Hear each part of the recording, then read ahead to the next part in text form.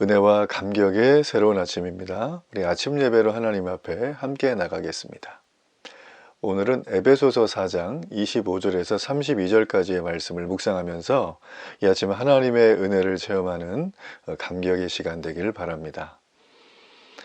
우리가 정말 변하길 원한다면 익숙한 것에서 떠나라, 이런 말을 많이 들어보셨죠? 여러분이 현재와 다른 탁월한 인생, 전혀 다른 새로운 인생을 살기를 원한다면 아주 간단합니다. 지금 내가 버려야 될 것, 바꿔야 할 것, 그게 익숙한 것일수록 우리는 그것을 빠르게 버리는 게 필요합니다. 많은 사람들이 새로운 삶을 원하면서도 여전히 자기가 하던 행동을 그대로 하는 것들을 매우 가까이서 보게 됩니다. 어떤 일이 굉장히 계속 미루고 있거나 아니면 게으른 삶의 습관이 점점 고착화되고 있거나 아니면 습관적으로 휴대폰을 보면서 습관적으로 TV를 시청하거나 아니면 아무것도 하지 않는 오디오가 꺼지는 시간이 두려워서 자꾸 뭔가를 듣고 뭔가를 생각에 잠기게 하고 하는 어떤 그런 것들, 또 기도하지 않게 하는 것들, 이런 걸 통해서 말씀을 가까이 할 수 없게 만드는 상황들, 그리고 유행한다면 무작정 따라가는 것들, 여러분, 이런 것들은 우리가 하루에도 몇 번씩이라도 내다가 버려야 될 쓰레기와 같은 것이라고 생각을 합니다. 영적 거장이 된 사람 가운데서 게으른 사람은 없습니다. 탁월한 삶을 사는 사람들은 지금의 어리석음을 파악하고 자신의 미래를 위해서 변화를 시도할 줄 아는 사람입니다. 세상에서 가장 어리석고 미련한 사람은 정답을 몰라서 못하는 게 아니라 변화를 두려워하는 사람입니다. 미국에서 슈퍼 옥수수가 발견됐을 때의 일입니다. 정부에서 슈퍼 옥수수를 심어도 된다라고 대대적으로 홍보를 했거든요. 자, 그럴 때 2.5% 정도의 사람만 그 옥수수를 들고 씨앗을 심었어요. 엄청나게 많은 수확이 발생을 했죠. 바로 이런 사람을 혁명가라고 합니다. 자, 그런데 이제 그걸 보고 나서 그 다음에는 한 13.5% 정도 되는 사람들이 그 슈퍼 옥수수 종자를 받아서 심게 됩니다. 이런 분들은 조기에 채택을 했겠죠. 자, 그 다음에는 이걸 본 사람들이 또 엄청난 수확량을 하는 걸 보고 약 34%의 사람들이 동참을 하게 됩니다. 이거는 조기에 다수가 포함된 거죠. 그리고 대부분의 이 농가에서 이 슈퍼 옥수수를 심게 되는 걸 보고 그때서야 따라간 사람들이 34%입니다. 이들은 회의론자에 해당이 된 거겠죠. 그런데 마지막까지 16%의 사람들은 옥수수를 심질 않습니다. 슈퍼 옥수수를. 그럼 이 사람들은 언제 심을까? 자기가 옥수수 종자를 늘상 하던 것처럼 거래처에 가서 사려고 하는데 일반 종자는 없고 슈퍼 옥수수 종자만 있다는 말을 들을 때 그들은 마지못해 심게 될 수밖에 없죠. 전 여러분이 탁월한 인생 되기를 축복합니다. 전 여러분이 변화가 있는 인생 되기를 축복합니다. 우리의 탁월함과 변화는 오늘 여기 말씀에도 보게 되어지면 서로 친절하게 행하며 32절이죠. 불쌍히 여기며 서로 용서하기를 하나님이 그리스도 안에서 너희를 용서하심과 같이 하라 라는 이 말이 실현되는데 반드시 필요한 부분이기 때문입니다. 자, 오늘 전 여러분이 이 말씀을 통해서 정말 영적으로 탁월한 사람, 또 영적으로 변화의 체인저, 게임 체인저가 되는 그런 마음의 큰 동기부여가 여러분의 심령 가운데 임하면 너무나 좋겠습니다. 자, 오늘 본문의 이 말씀은 우리 에베소 4장의 마지막 부분에 대한 부분입니다. 하나님을 본받는 생활, 우리가 어저께 옛사람을 벗어버려야 되고 새사람을 입으라고 바울의 권면을 들었죠. 자, 바울은 새사람에 걸맞는 이 구체적인 모습을 우리에게 제시를 해줍니다. 한마디로 우리의 언행심사를 어떻게 해야 될 것인가, 그 목적은 무엇인가 라는 것입니다. 먼저 그는 서로 지체된 성도들끼리 거짓을 버리고 진실을 말하라고 얘기를 해주고 있습니다. 바울은 에베소 성도들에게 세 사람의 신분에 걸맞는 얘기를 할 때 제일 먼저 이 얘기를 하고 있다. 여러분, 굉장히 의미가 심장한 말씀 아닐까요? 거짓을 버리고 참되고 선한 말을 해서 목적은 무엇일까요? 내가 아니라 남에게 은혜를 끼쳐야 한다. 이런 태도로 다른 사람들과 함께 이 언어의 기름 부음과 언어의 회심이 있는 사람들은 내가 먼저 은혜 받습니다. 그리고 상대방에도 은혜를 끼치게 되어지죠. 그래서 성도의 온전한 삶은 바로 말의 온전함에서부터 시작이 됩니다. 우리는 기억합니다.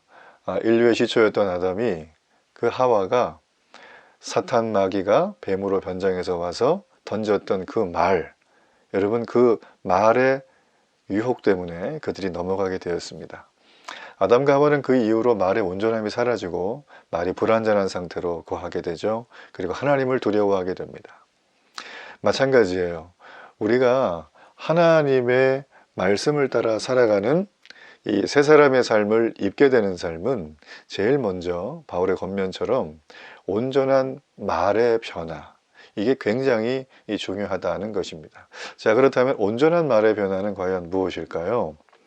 바로 나의 말이, 나의 언어가 성령의 다스림을 받는 것입니다. 성령의 다스림을 받는 나의 언어와 말은 여러분 굉장히 신기하고 묘합니다. 여러분의 삶을 살아가 보시면 알 거예요. 행동도 그렇게 변하게 돼요. 참 신기한 일입니다. 여러 많은 언어학자들이나 행동유형 인지학자들이 많은 확률과 통계들을 동물 실험이나 이런 걸 통해서 이미 냈죠. 여러분 찾아보시면 아마 주변에 많을 텐데, 변화, 어떤 새로운 시작, 어떤 터닝 포인트, 어떤 탁월함, 여기에 대부분의 출발은 말이에요. 일반적인 사람들도 이 말의 중요성을 굉장히 많이 강조하는 걸 볼 수가 있습니다. 오늘 바울도 그 부분에 영적인 진리를 담아서 우리에게 말을 해주는 것입니다. 바울은 말을 하고 있어요. 거짓되고 거룩하지 못한 말은 나 자신뿐만 아니라 교회 공동체를 위험에 빠뜨릴 수가 있다. 여러분, 그렇기 때문에 우리는 다른 사람을 세우고 공동체를 세우는 이 은혜로운 말을 잘 할 수 있도록 날마다 우리는 겸비하고 훈련하는 것들이 굉장히 필요합니다. 내 입술에서 거룩과 정결한 말이 흘러나올 수 있도록 날마다 주님 앞에 은혜를 구하는 그런 심령이 되면 너무나 좋겠습니다. 자, 우리가 또 하나 살펴야 될 부분은 바로 이 바울이 말한 것처럼 세 사람의 신분에 걸맞는 삶의 구체적인 지침, 두 번째는 바로 성도는 악한 일을 부추기는 마귀의 공격을 조심해야 됩니다. 오늘 여기 말씀해 보게 되어지면 26절을 보십시오. 분을 내어도 죄를 짓지 말며, 이렇게 돼 있죠. 해가 지도록 분을 품지 말라. 왜 이런 얘기를 할까요? 그 이유가 나오죠. 마귀가 틈탄다는 거예요. 마귀의 올무가 될 수 있는 게 바로 분노입니다. 분노의 불길. 우리가 아무리 작을지라도 분노의 불길이 마음에 자리 잡게 된다면 자신의 신앙과 삶에 엄청난 해를 입히게 됩니다. 분노는 엄청나게 큰 에너지입니다. 다른 사람에 대한 분노, 사회에 대한 분노, 어떤 불특정 다수에 대한 분노가 쌓이게 되면 자기 자신을 먼저 손상시켜요. 그의 영혼이 아프게 되고, 그가 만약에 성도라면 성도다움을 잃어버리게 될 것입니다. 그가 하나님을 열렬히 사랑했었던 적이 있었던 사람이라면 그 사랑에 대해서 깜깜무소식으로 삶이 살아가게 될 거예요. 여러분, 그러므로 이 분노의 불길은 그냥 쉽게 볼 수 있는 게 아닙니다. 아무리 내 안에 작은 분노의 불길이 내 성향상 그런 게 있고 나는 기질이 그래 라고 한다 그래도 여러분, 이거는 그냥 간과하고 넘어가서는 안 됩니다. 자, 이렇게 되어진다면 우리 주변에는 여기 말씀에서 나온 것처럼 마귀에게 틈을 타게 되고, 그렇게 되면 나 자신의 영혼이 먼저 무너지게 되는, 새 사람을 입었는데 옛사람의 삶의 방식을 따라갈 수밖에 없습니다. 엄밀히 말하면 내가 지금 분노하고 있다는 건 나 자신에게만 초점을 맞추고 있다는 뜻이 되겠죠. 물론 남들이 100% 다 이해할 만한 어떤 가해를 받고 그 사람이 분노의 불길에 처하게 되는 경우들도 있습니다. 여러분, 그런 경우는 굉장히 드물긴 하지만 그런 경우의 분노를 제외하고라도 일반적으로 내 마음속에 분노가 일어나는 것들을 면밀하게 따져볼 때 여러분, 그 분노의 핵심에는 나 자신에게 핵심으로 좀 맞춰져 있는 것들이 많이 있다. 쉽게 말하면 나의 유익을 구하게 되는 것입니다. 계속적으로. 그래서 그러다 보면 점점 다른 사람의 것을 이 분노에 맞춰서 행하게 되고, 그러다 보면 그들의 삶이 해치게 되고, 그러면 해치는 나도 병들고 무너지고 그들도 병들고 무너지는, 자, 이렇게 되면 좋아하는 건 마귀가 제일 좋아한다는 거예요. 영적인 공경이 여러분 없다고 보십니까? 우리가 다니엘 21일 기도회, 다니엘 기도회, 굉장히 많은 분들이 알고 있죠. 근데 제가 이번 주에 저희 교회 처음 오셔서 예배를 드리신 어떤 분과 이렇게 대화하는 중에 제가 들었어요. 자기는 다니엘 기도회도 참석을 했었는데 왜 21일 기도회인지는 몰랐다는 거예요. 제가 이번 주 본문이 공교롭게도 이 다니엘 기도 21일 기도가 담겨 있는 거였거든요. 여러분, 그래요. 마귀가 틈탔기 때문에 그 기도가 지연이 된 것들이 성경에는 분명하게 등장하고 있습니다. 바사의 군주, 이 얘기는 딴 얘기가 아니라 바로 이 페르시아를 지배하고 있었던 마귀가, 그죠? 이 소식을 들고 있는 가브리엘 천사를 맞게 된 거예요. 여러분, 그렇기 때문에 우리는 이 마귀의 영적인 공격에 예의주시하고 깨어 있어야 됩니다. 자, 깨어 있는 사람들은 어떻게 될까요? 분노의 불길로 쩔쩔매는 게 아니라 오히려 다른 사람을 이롭게 하며 그의 영혼의 기쁨을 가지고 살아가는 삶을 살게 되는 거죠. 이는 단순히 윤리적인 교훈에 머무는 것이 아닙니다. 예수님이 우리를 위해서 어떻게 하셨나요? 아까 읽으셨죠? 예수님이 우리를 위해서 행하신 것은 자기네 목숨을 내어주신 것이다. 그것도 아낌없이. 우리 또한 남을 위해서 그렇게 살아가야 된다는 것이죠. 그것이 우리를 구원하신 하나님의 뜻이라는 것입니다. 바울은 새 사람으로 살아가기 위해서 우리에게 권면하는 마지막 당부가 바로 30절에 있습니다. 30절 한번 읽어봅니다. 하나님의 성령을 근심하게 하지 말라. 그 안에서 너희가 구원의 날까지 인치심을 받았느니라.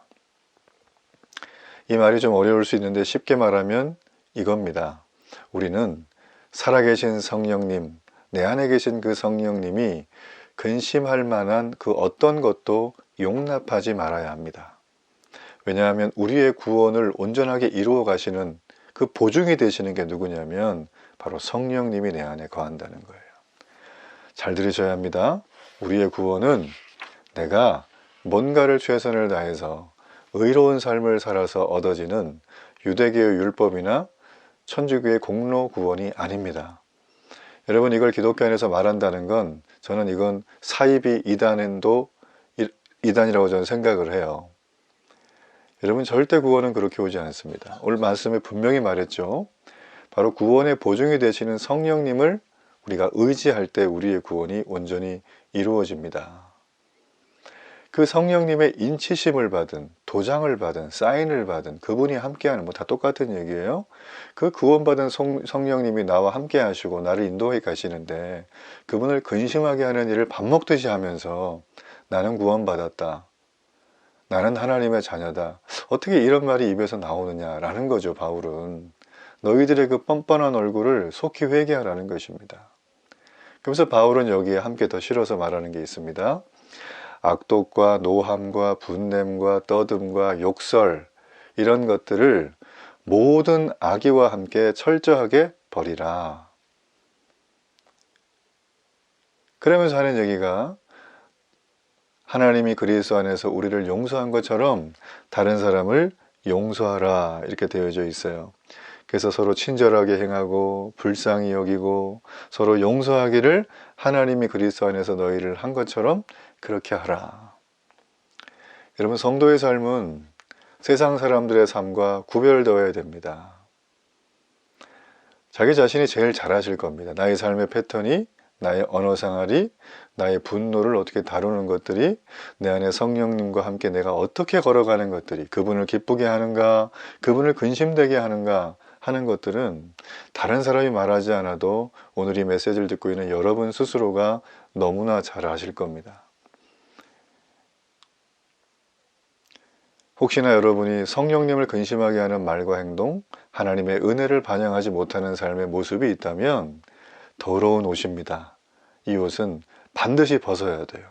어떻게 해요? 단번에 벗으세요. 사소한 죄를 방치하는 영적인 게으름을 깨어서 하나님 앞에 구하세요. 은혜를 달라고. 성령을 근심하게 하는 그 모든 죄는 무엇이든지 단호하게 끊어내게 해달라고 하나님의 긍휼을 구하십시오. 그리스도 안에서 우리가 받은 하나님의 은혜는 그것들과 비교할 수 없습니다. 그 하나님의 은혜가 우리의 삶에 구체적으로 일어날 수 있도록 우리의 입술, 우리의 손과 발이 그 하나님의 통로가 돼야 될 줄로 저는 믿습니다. 사랑과 은혜를 입으신 여러분, 그리스도의 사랑과 은혜의 통로가 되십시오. 행함이 없는 믿음은 죽은 믿음이라고 했어요. 우리의 믿음이 하나님을 향한 입술의 고백에만 머물지 않고 나의 삶으로 내 신앙이 드러날 수 있는 진정한 크리스찬이 되어야 됩니다. 복음이 삶이 되는 교회. 여러분, 이게 여러분의 삶의 전부가 되어야 될 줄로 믿습니다. 우리 결단의 기도를 하나님 앞에 드리겠습니다. 은혜와 사랑의 아버지 하나님, 너무나 감사합니다. 하루에도 몇 번씩 내가 벌어야 될 내 안에 있는 분노의 불길, 거룩하지 못한 언어생활, 모든 악독과 불의와 이 모든 것들을 하나님 앞에 완전히 다 버리기를 소망합니다. 내 안에 정결과 그리스도의 거룩으로 충만해질 수 있도록 주여 나를 인도하셔서 옆에 있는 지체들에게 더 친절하고 그들을 더 불쌍히 여기며 그들을 용서하기를 그리스도께서 교회에 하신 것처럼 하나님, 나도 그렇게 삶을 살아가도록 은혜와 주의 놀라운 기름 부음을 부어주옵소서. 예수님의 이름으로 기도합니다. 아멘.